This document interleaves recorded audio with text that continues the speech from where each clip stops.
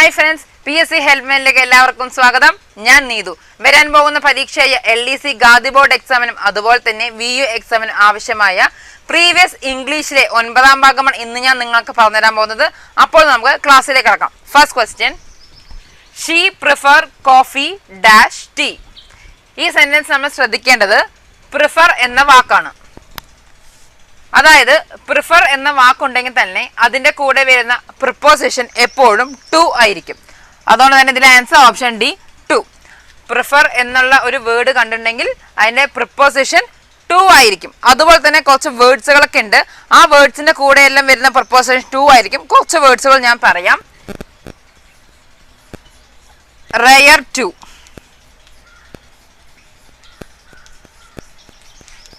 Inferior to,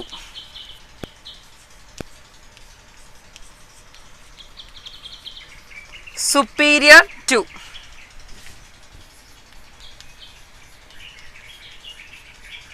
similar to,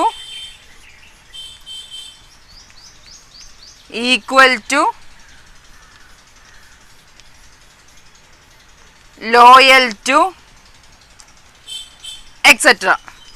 ഇങ്ങനെ വരുന്ന കുറച്ച് വാക്കുകളുണ്ട്. ആ വാക്കുകളുടെ കൂടെ വരുന്ന പ്രപ്പോസിഷൻ ടു ആയിരിക്കും. Second question, they are learning English.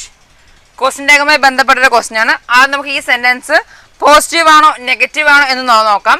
they are learning English എന്നത് പോസിറ്റീവ് സെന്റൻസ് ആണ്.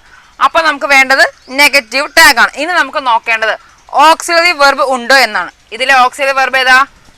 ആർ. അപ്പൊ നമുക്ക് ആ ഓക്സിലറി വെർബും കൊണ്ടാണ് നമുക്ക് ടാഗ് ഉണ്ടാക്കേണ്ടത്. അപ്പൊ എന്താണ് ടാഗ് വരിക? aren't they. അതായത് ഇവിടെ ദേ എന്നാണ് കൊടുത്തിരിക്കുന്നത്. അതുകൊണ്ട് നമുക്ക് ഇവിടെ ദേ എന്നാണ് പ്രൊനൗൺ വേണ്ടത്. അപ്പൊ aren't they. അപ്പൊ option B, aren't they. Third question, he speaks dash English language fluently. ഇതിൽ ആർട്ടിക്കിളുമായി ബന്ധപ്പെട്ടൊരു ക്വസ്റ്റ്യൻ ആണ്. നമുക്ക് ഏത് ആർട്ടിക്കിളാണ് വരിക എന്നാണ് നമുക്ക് നോക്കേണ്ടത്. അതായത് he speaks dash English language fluently എന്നതില് ഓപ്ഷൻ ബി, ദ എന്ന ആർട്ടിക്കിളാണ് ഉപയോഗിക്കുക. കാരണം he speaks dash English ഇവിടെ ലാംഗ്വേജ് എന്ന് സ്പെസിഫൈ ചെയ്തിട്ടുണ്ട്. അങ്ങനെ ഉള്ളത് കൊണ്ട് തന്നെ ഓപ്ഷൻ ബി, ദ എന്ന് ചേർത്തണം. അല്ലാത്ത പക്ഷം അതായത് he speaks English fluently എന്ന് മാത്രം തരുകയാണെങ്കിൽ നമുക്ക് ഏത് ആർട്ടിക്കിളും ഉപയോഗിക്കേണ്ട ആവശ്യമില്ല. പക്ഷെ ഇതിൽ ലാംഗ്വേജ് എന്ന് പറഞ്ഞിട്ടുണ്ട്. അതായത് ഇംഗ്ലീഷ് ലാംഗ്വേജ് എന്ന് പറഞ്ഞിട്ടുണ്ട്. ഏതൊരു ഭാഷയുടെ കൂടെയും ലാംഗ്വേജ് എന്ന് കൊടുത്തിട്ടുണ്ടെങ്കിൽ അതിൽ ദ എന്ന ആർട്ടിക്കിൾ കൊടുക്കേണ്ടതാണ്. ഇതിൽ അതുകൊണ്ട് തന്നെ ലാംഗ്വേജ് ഉള്ളത് കൊണ്ട് ഓപ്ഷൻ ബി, ദ എന്ന ആർട്ടിക്കിൾ ഉപയോഗിക്കണം. Fourth question, Suma is dash than Rama. ഇതൊരു കമ്പാരിറ്റീവ് ഡിഗ്രിയുമായി ബന്ധപ്പെട്ടൊരു ക്വസ്റ്റ്യൻ ആണ്. നമുക്കത് എങ്ങനെയാണെന്ന് നോക്കാം. ആദ്യം തന്നെ ദാൻ എന്നുള്ളത് കൊണ്ട് തന്നെ ഇത് കമ്പാരിറ്റീവ് ഡിഗ്രിയാണെന്ന് നമുക്ക് മനസ്സിലാക്കാൻ പറ്റും. ദാൻ എന്നുള്ളത് കൊണ്ട് തന്നെ കമ്പാരിറ്റീവ് ഡിഗ്രിയാണെന്ന് നമുക്ക് മനസ്സിലാക്കാൻ പറ്റും.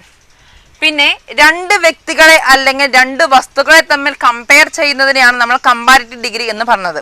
ഇത് രണ്ട് വ്യക്തികൾ, സുമ, രമ, രണ്ട് വ്യക്തികളെ അല്ലെങ്കിൽ രണ്ട് വസ്തുക്കളെ തമ്മിൽ കമ്പയർ ചെയ്യുമ്പോഴാണ് കമ്പാരിറ്റീവ് ഡിഗ്രി എന്ന് പറയുന്നത്.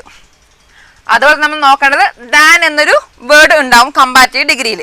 പിന്നെ നമുക്ക് ചെയ്യേണ്ടത് എന്താണെന്ന് വെച്ച് കഴിഞ്ഞാൽ, അതായത് കമ്പാരിറ്റീവ് ഡിഗ്രി സാധാരണ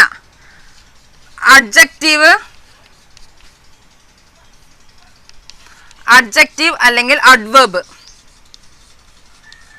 അഡ്ജക്റ്റീവ് അല്ലെങ്കിൽ അഡ്വേർബിന്റെ കൂടെ ആറ്, ER, IER ചേർക്കുമ്പോൾ കമ്പാരിറ്റീവ് ഡിഗ്രി ഉണ്ടാക്കാൻ പറ്റും. അഡ്ജക്റ്റീവ് അല്ലെങ്കിൽ അഡ്വേർബിന്റെ കൂടെ ആറ്, ER, IER ചേർക്കുമ്പോൾ കമ്പാരിറ്റീവ് ഡിഗ്രി ഉണ്ടാക്കാൻ പറ്റും. അതുകൊണ്ട് തന്നെ ഇതിൽ ആൻസർ ഏതാണ്? Option C, ടോളർ.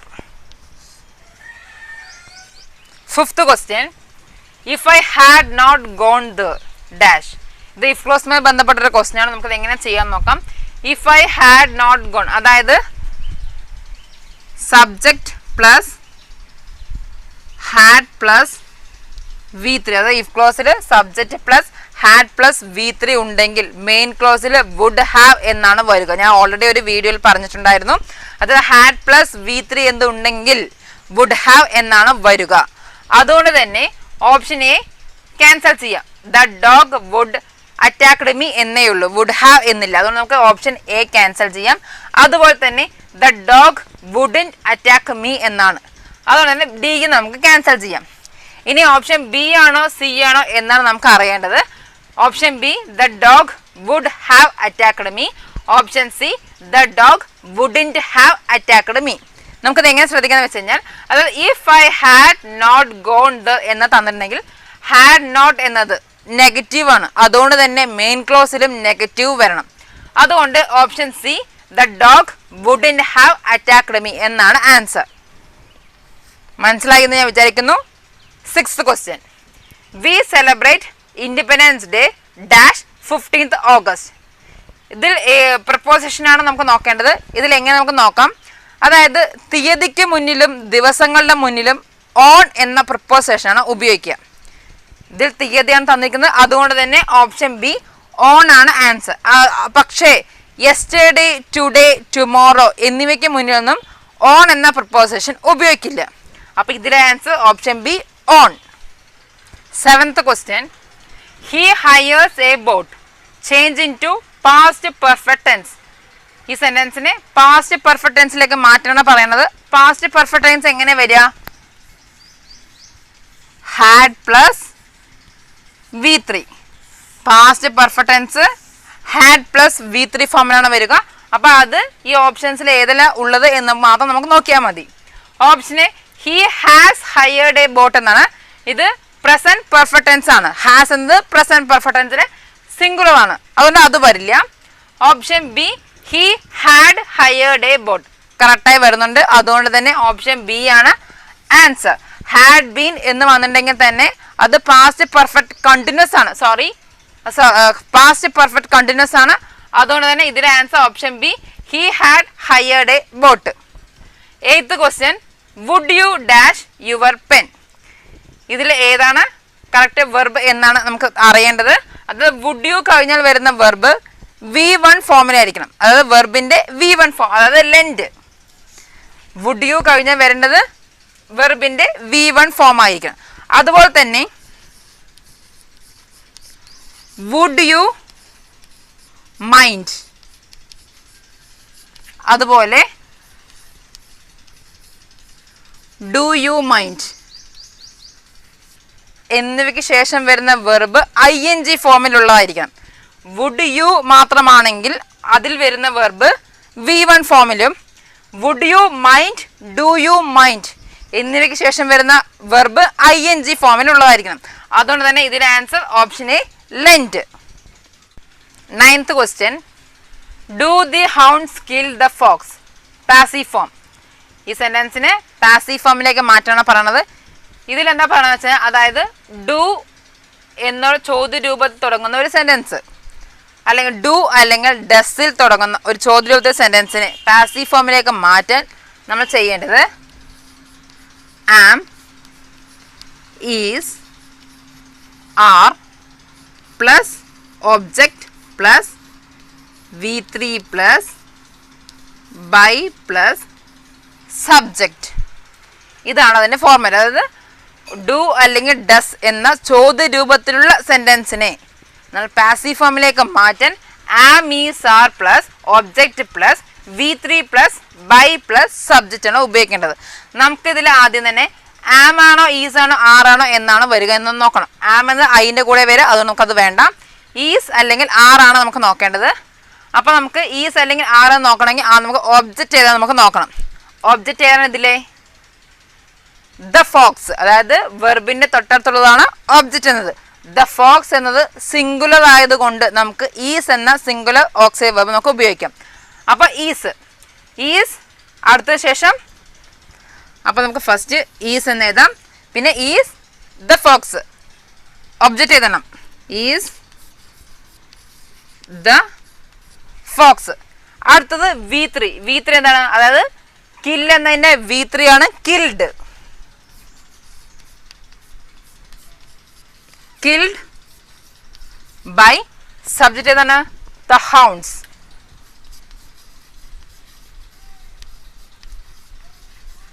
അപ്പോൾ ഇതിലാണ് is the fox killed by the hounds. അപ്പോൾ ഇതിൽ ഓപ്ഷൻ നോക്കാം. Is the fox killed by the hounds.